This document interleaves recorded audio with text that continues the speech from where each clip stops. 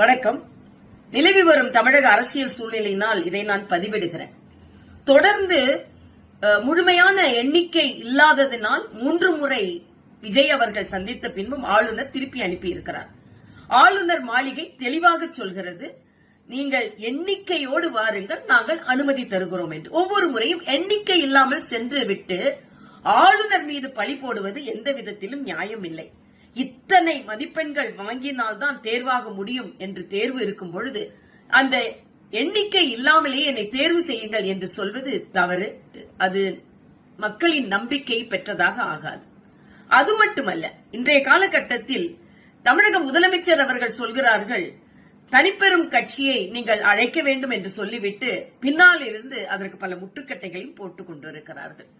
ஆக வெளித்தோற்றத்தில் விஜயை ஆதரிப்பது போல ஒரு தோற்றத்தை ஏற்படுத்திவிட்டு எல்லோரும் முட்டுக்கட்டை போட்டுக் கொண்டிருக்கிறார்கள். அதுதான் இன்றைய அரசியல் சூழ்நிலையாக இருக்கிறது.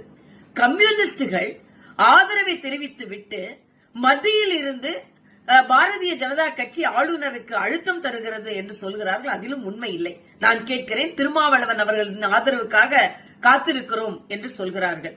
2 கம்யூனிஸ்டுகள் நான் ஒட்டுமொத்தமாகத்தான் முடிவெடுப்போம் என்று சொன்ன திருமாவளவன் இன்று ஏன் தயங்குகிறார்? என்ன பேரம் பேசிக் கொண்டிருக்கிறார்? ஆக இவர்களெல்லாம் தங்களது அரசியல் லாபத்திற்காக, சுயலாபத்திற்காக முடிவுகளை எடுத்துவிட்டு பாரதிய ஜனதா கட்சியை பழி சொல்லுவது எந்த விதத்திலும் நியாயமில்லை. அதேபோல் காங்கிரஸ் அவர்கள் ஒட்டுமொத்தமாக திராவிட முன்னேற்ற கழகத்திடம் இருந்து தனது நட்பை முறித்துக் கொண்டு இன்று அவர்களே எத்தனை எம்எல்ஏக்கள் அவர்களுக்கு ஆதரவு தருகிறார்கள் என்ற ஒரு எண்ணிக்கை இல்லாமல் ஹைதராபாத்திற்கு சென்றிருக்கிறார்கள்.